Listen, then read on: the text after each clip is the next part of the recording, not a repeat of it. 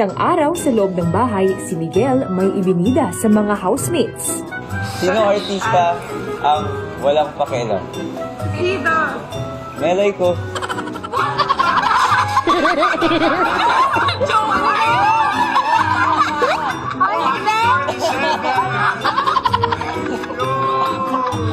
Ano daw? For clarification, this is Miguel's joke.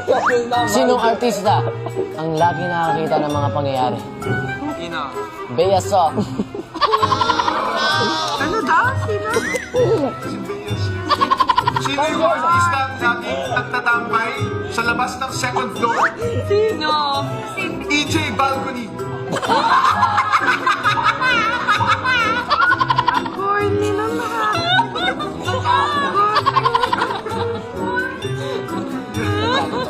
May pa second floor pa talaga siya.